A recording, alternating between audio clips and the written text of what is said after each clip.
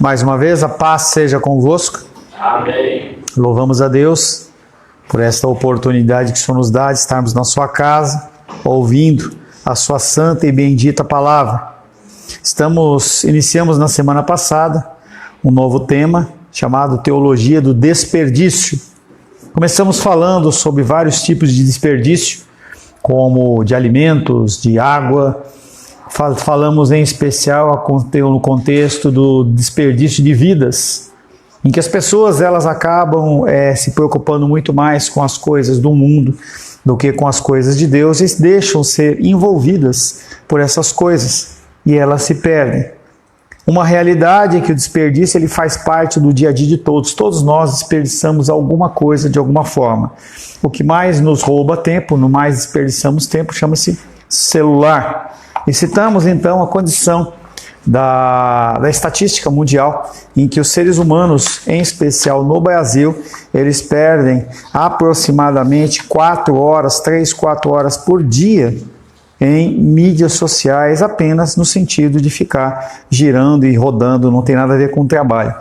O desperdício, nós também falamos que não significa necessariamente algo que é uma perda. Nem sempre o desperdício ele é uma perda.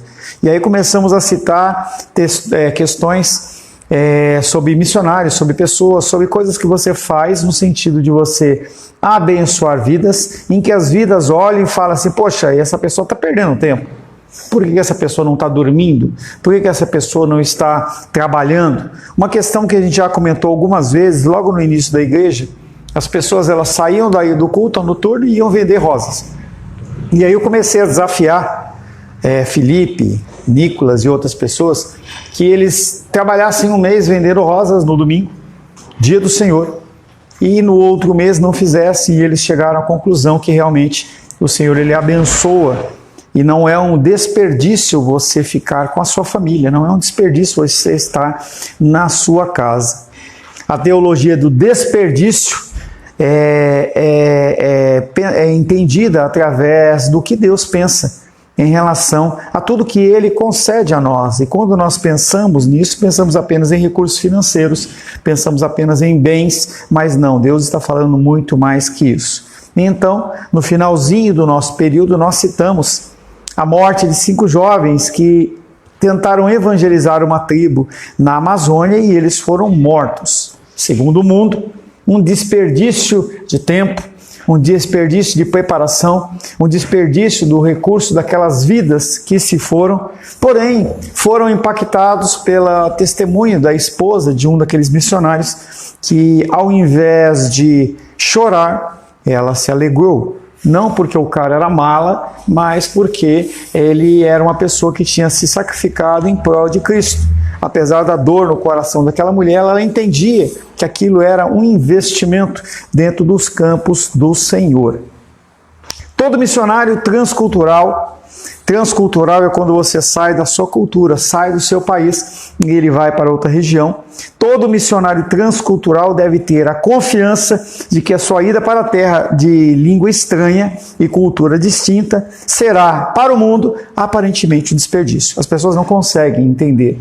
As pessoas não entendem quando nós falamos do conceito de dízimos e ofertas.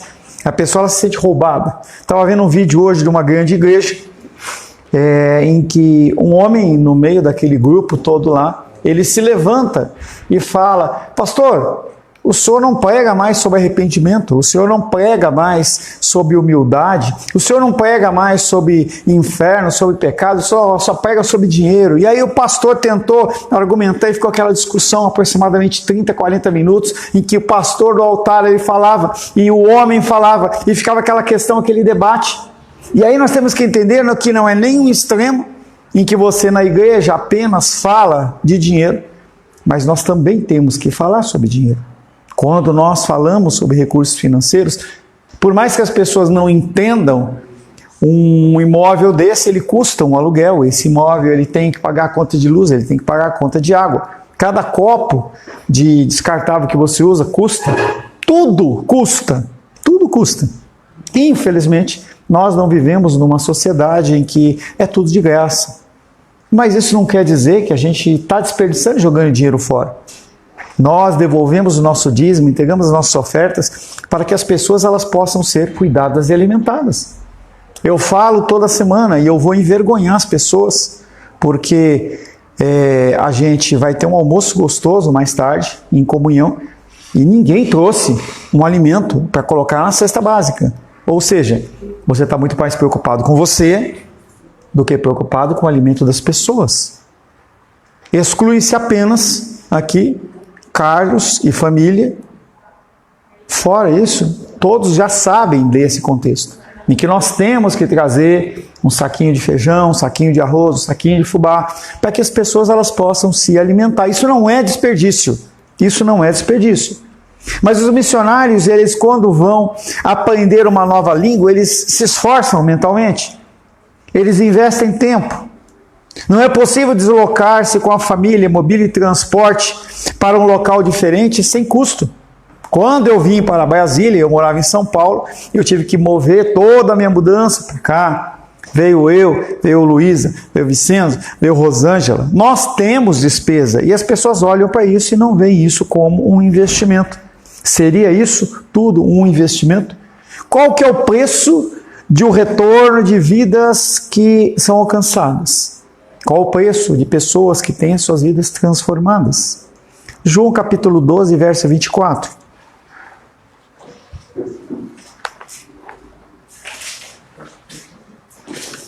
Evangelho de João, por favor. Evangelho de João, capítulo 12, verso 24. Em verdade vos digo, se o grão de trigo caindo na terra não morrer, fica ele só. Mas se morrer, produz muito fruto. E quando nós iniciamos a nossa igreja, eu procurava um versículo que simbolizasse aquilo que eu penso. E é exatamente João 12, 24. A figura de Cristo como pão vivo que desceu do céu. O pão vivo que desceu do céu. E ele morre para que eu e você possamos ter vida. Essa ideia é a ideia que tem que mover o meu coração e o seu coração. Que tem que motivar-nos a irmos para a igreja, a falarmos de Jesus, a contribuirmos de toda sorte à espécie. Você tem que entender que nós temos que morrer. Falava com uma moça que eu comecei o atendimento essa semana, e eu falava para ela que ela não veio para aqui para ser feliz. Já pensei que eu tinha perdido a minha aconselhada naquele momento. Porque as pessoas elas acham que a vida delas existe para que elas sejam felizes. Não. Nós estamos aqui para nós morrermos. Morrermos em prol do próximo. Morrer em prol daqueles que precisam ser alcançados. E enquanto nós acharmos que nós somos as pessoas mais importantes, as pessoas elas vão morrer e nós vamos continuar vivas.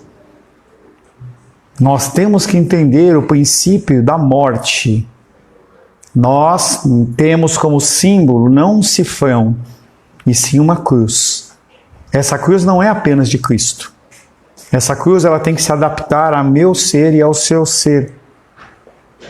Há quase 200 anos atrás, o jornal The Boston Evening publicou a seguinte opinião: deveria haver uma lei contra o sacrifício de vidas que se registram continuamente entre os que imaginam que têm um chamado para trabalhar em climas insalubres, como os missionários. E aí essa foi a manchete. Aquele jornal dos Estados Unidos, ele estava indignado porque pessoas se levantavam para serem missionários. E eles não conseguiam entender aquilo. E não vão entender, porque pessoas naturais não conseguem entender coisas sobrenaturais e nunca vão entender, a menos que o Espírito Santo nos alcance. É assim que foi comigo e com você. Isso é uma dinâmica que nós temos que olhar que se nós, e eu coloco se porque as suas atitudes vão demonstrar se você é ou não, se nós fomos alcançados realmente, nós temos que aprender a morrer, aprender a nos doar, aprender a olhar para as pessoas como pessoas que não foram alcançadas ainda e que precisam da misericórdia do Senhor. 100 anos atrás, as chances de sobrevivência na África eram quase nulas. Um irmão com dúvidas confrontou um candidato a missionário questionando se era inteligente partir para uma terra tão mortífera. E ele dizia: você vai morrer mesmo antes de você falar alguma coisa.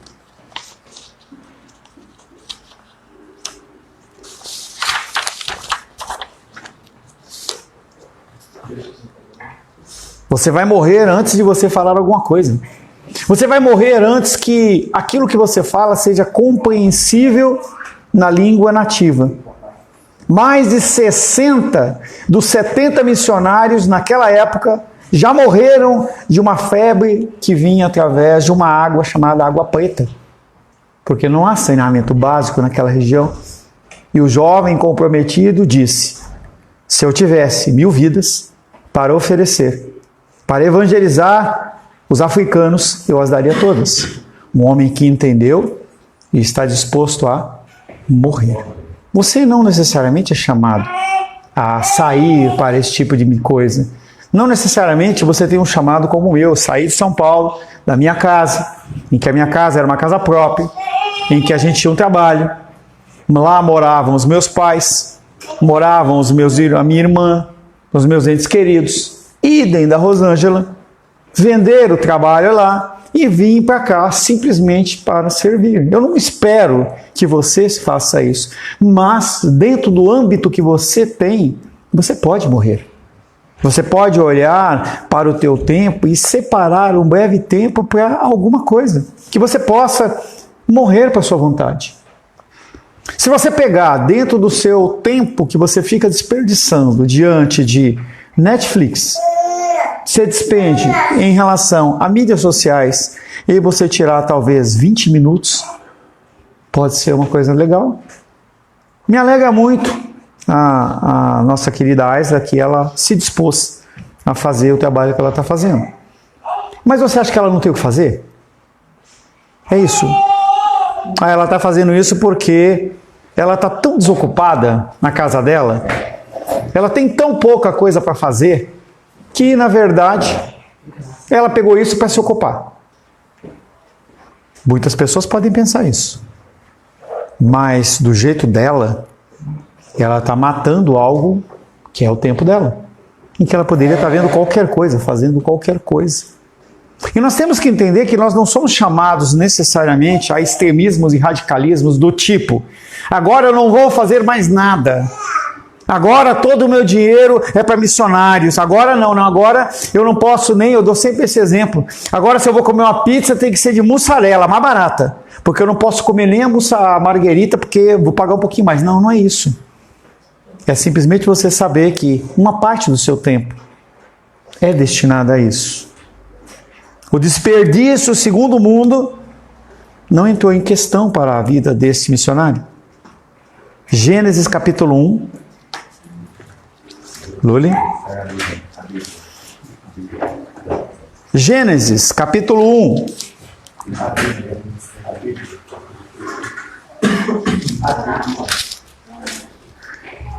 Gênesis 1, verso 26.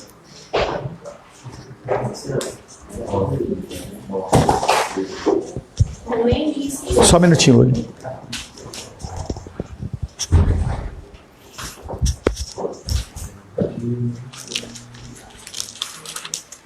Gênesis capítulo 1, verso 26, por favor. Também disse Deus: façamos o homem à nossa imagem, conforme a nossa semelhança, tenha ele domínio sobre os peixes do mar, sobre as aves do céu, sobre os animais domésticos, sobre toda a terra e sobre todos os répteis que rastejam pela terra. Repita comigo, por favor. Tenha ele domínio. Sobre os peixes do mar. Sobre as aves dos céus. Sobre os animais domésticos. Sobre toda a terra. E sobre todos os répteis que rastejam pela terra. A minha pergunta para você: aonde está inserido aí que um ser humano domina sobre outro? Em nenhum lugar. não há domínio. Quando nós falamos sobre sacerdócio masculino e submissão feminina, não estou falando sobre domínio. E aí é interessante e importante eu esclarecer, porque semana passada eu falei, por exemplo, que nós não podemos perder oportunidades. Aí os malucos olham para isso e falam, bom, agora eu vou meter o pé na jaca, porque tudo posso naquele que me fortalece. Eu não falei nada disso. Aproveitar as oportunidades, você tem que sempre pensar naquilo que é falado segundo a ótica das Escrituras. Isso aqui é uma revelação progressiva de Gênesis e Apocalipse. Qualquer instrução que você receba, que você acha que é falado, que estiver fora daqui, tem que ser descartado. O princípio é, primeiro Deus, depois a sua família, em especial os casados, homem em relação à mulher, mulher em relação ao homem. Terceiro nível, filhos.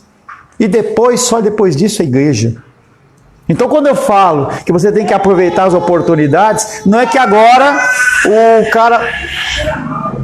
que agora eu posso fazer o que eu quiser. Não tem nada a ver isso. Espero estar falando com pessoas que pensam. Eu estou falando com ameba? Alguém é ameba aí? Levanta a mão. Ninguém é ameba, então todos pensam. Quando você pensar, quando você ouvir algo, você tem que sempre refletir em relação ao que a palavra de Deus diz. Então você não tem liberdade para você fazer o que você quiser. Ah, eu tenho o meu arbítrio. Tem.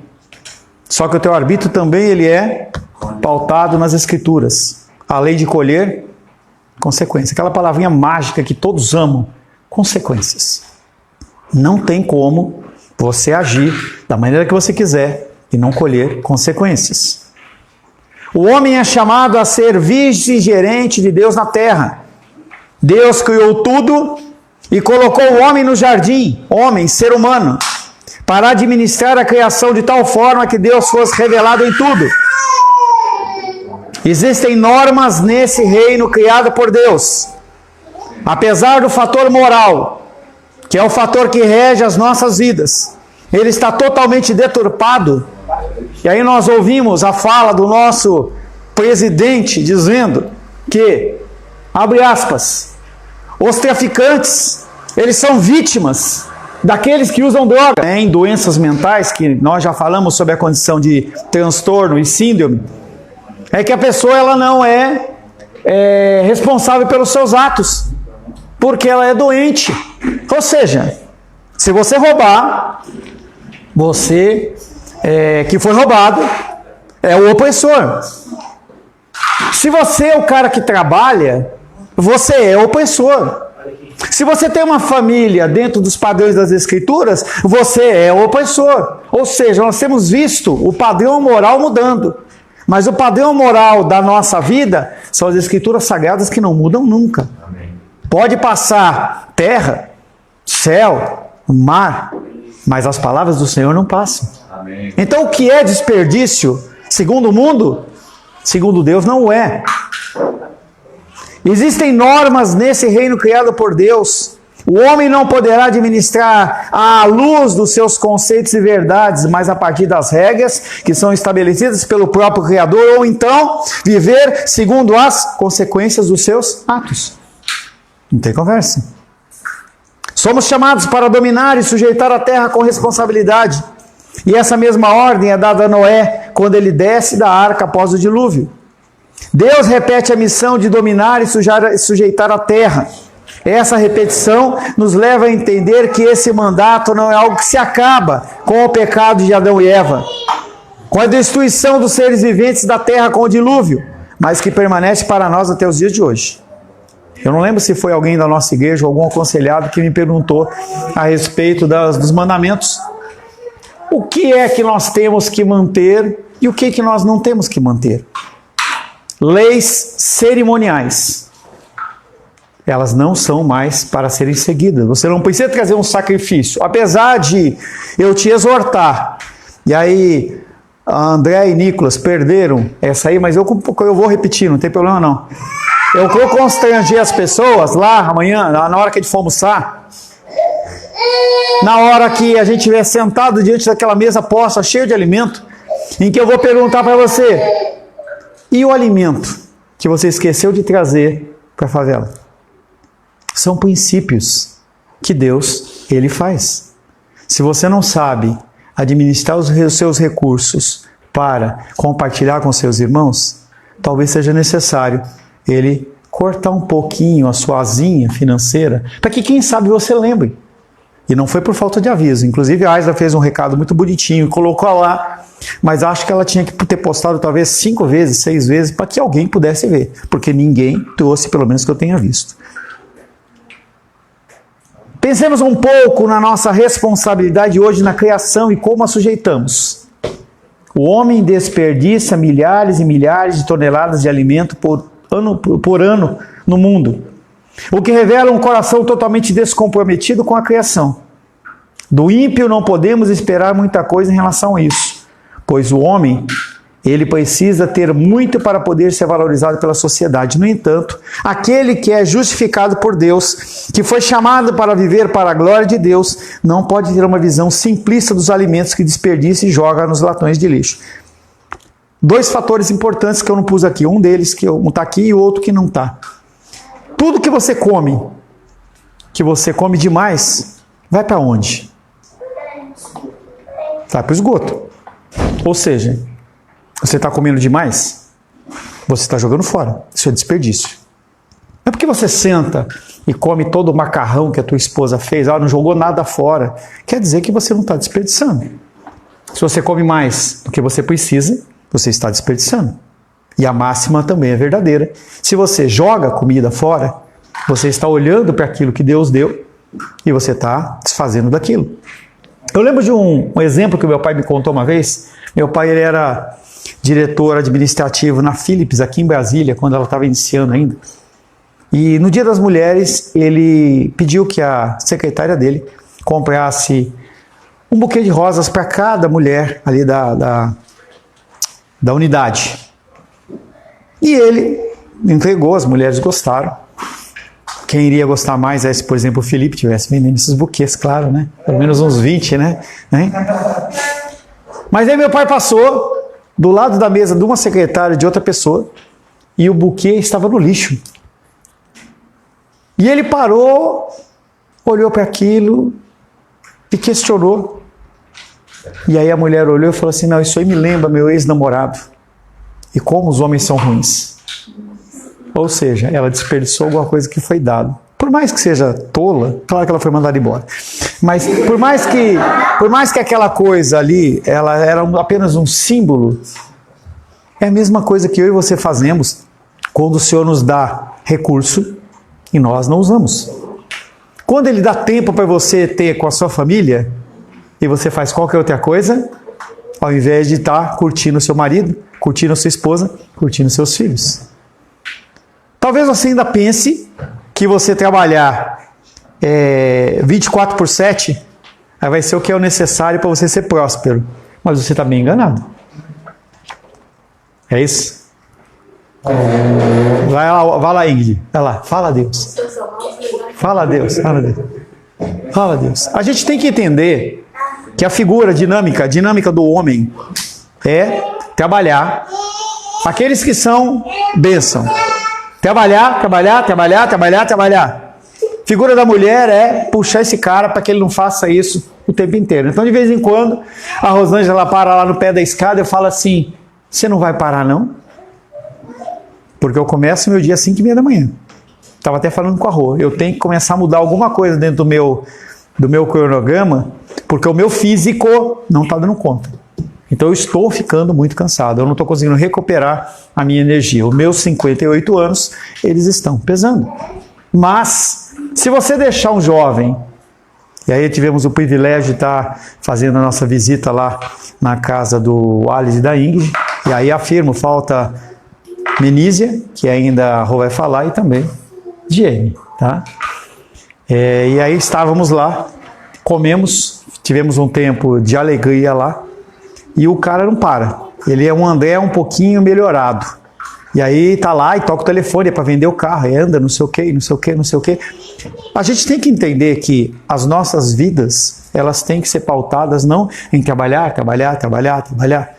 mas a gente tem que entender que o Senhor, Ele é aquele que nos guarda, e nós temos que ter tempo com as nossas... Vou ficar congelado aqui assim. Voltou? Ah, voltou. É que eu pensei que estava congelado assim, né? Fiquei congelado. A Luísa, ela olha, ela só capta essas mensagens. A gente tem que entender que se você é um cara que trabalha, realmente você tem que trabalhar, quando você chega na sexta-feira à noite, ou quando você chega no sábado de manhã, por mais que você queira ficar em casa descansando, a tua esposa não tem nada a ver com isso. Os teus filhos não tem nada a ver com isso. Você tem que fazer alguma coisa.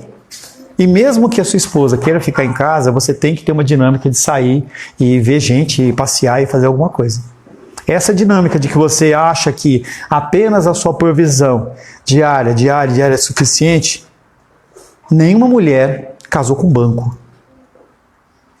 Porque não é essa a pegada. Nós casamos para ser uma só carne.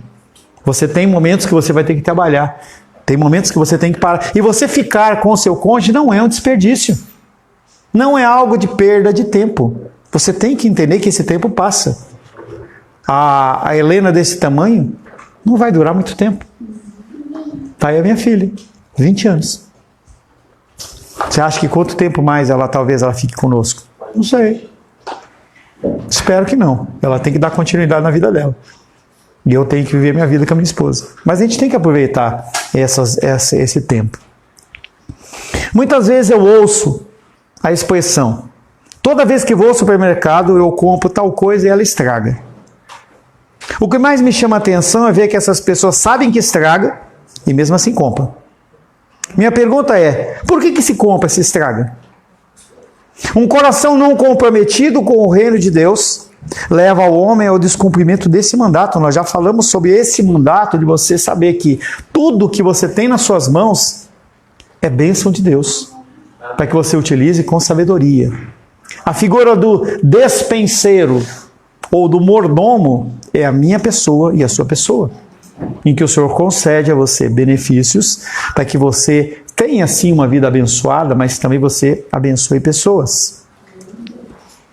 Devemos parar para pensar sobre o quanto desperdiçamos diariamente em nossas casas. Tempo, alimento, bênçãos quaisquer que Deus nos conceda. Há pessoas que têm o princípio de, por exemplo, não comer comida que era do outro dia. Que lindo. Eu não como comida requentada. É bonitão, né? Comida boa. Que bonitão, né? Não como comida do outro dia, né? Porque eu só como comida como se o alimento ele estragasse, ou tivesse algum problema de um dia para o outro. É chamada frescura. Esse é o nome, frescura. Talvez a gente pudesse fazer uma visita missionária lá para a África e deixar os frescos lá junto com o cara uma semana para ver se o cara não ia voltar comendo até do mês passado. Porque as pessoas, por mais que você não acredite, essas pessoas, muitas vezes elas comem bolinho de barro. Pega terra com água. Quando tem, faz. Isso não tem. Se tem, já era. Barro. A pessoa come água com barro. Você acha que ela está preocupada com a comida do dia anterior? Há pessoas que têm o princípio de não comer comidas que eram do outro dia, principalmente requentadas. O mandato cultural, porém, ensina o quanto esse reaproveitamento é importante, pois revela a obediência de nos sujeitarmos com responsabilidade àquilo que nos tem concedido.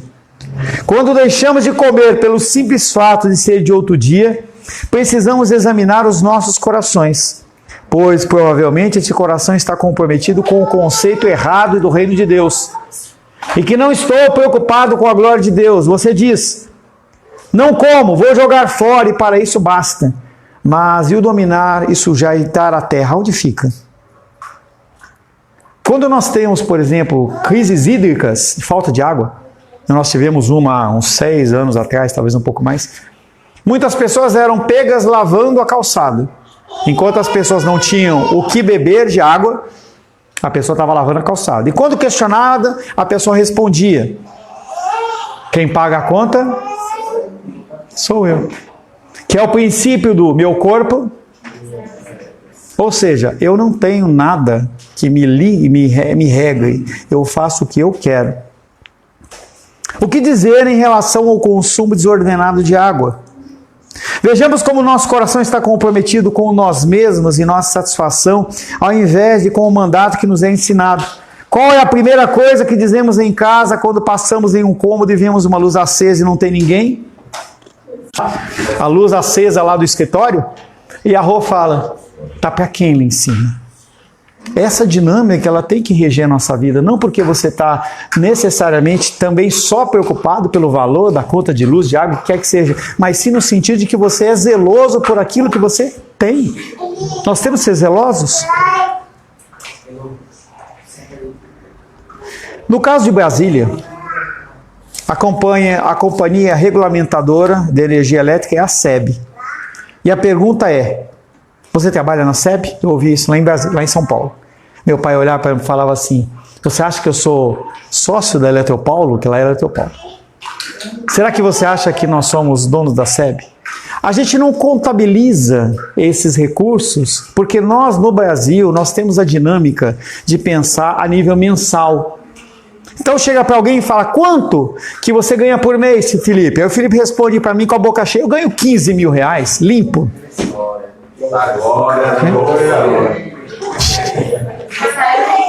A pessoa ela pensa a nível mensal. Mas quando você pensa, por exemplo, na Europa, em especial nos Estados Unidos, a pessoa pensa anual, ela pensa quadrienal.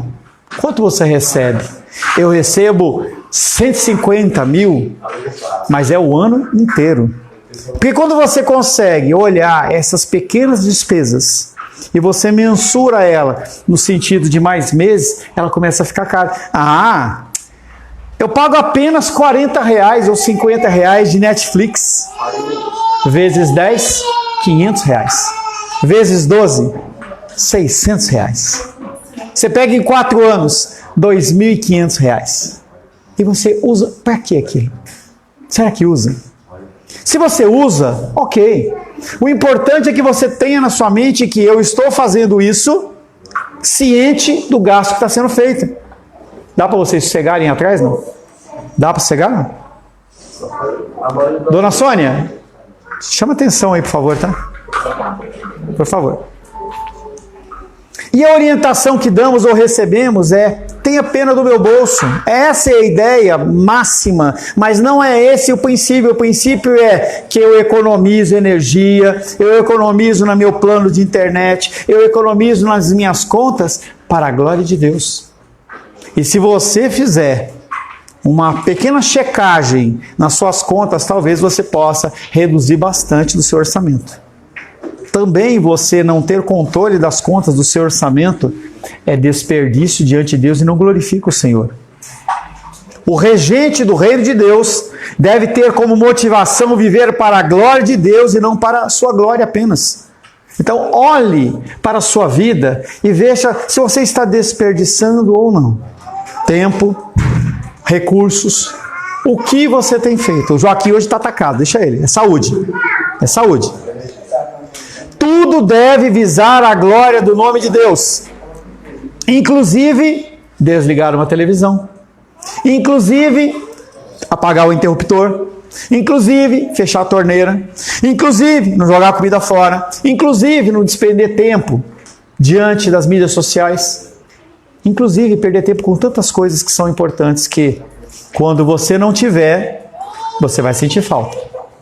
Quando você não tiver mais aquele ente querido do seu lado, você vai sentir falta.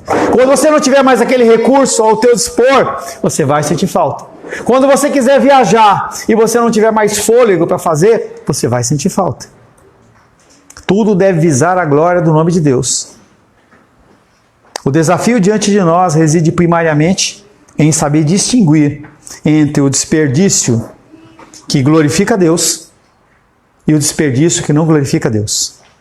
E como nós somos pessoas inteligentes, você tem total capacidade de você olhar para a sua vida e conseguir identificar: isso que eu estou fazendo é ser vagabundo? Eu não tenho horário, e vocês sabem muito bem. E às vezes a minha filha, ela quando eu trabalhava perto, ela chegava em casa e eu estava vendo uma série, ou eu estava lendo alguma coisa. E ela olhava para mim, brincando comigo, olhava e falava assim: ninguém trabalha nessa casa, não? Entendeu? Tá vagabundando? E eu dava risada. Porque o meu horário ele é flexível. Mas quando você me chama, 10 horas da noite, você precisa falar, eu vou te atender.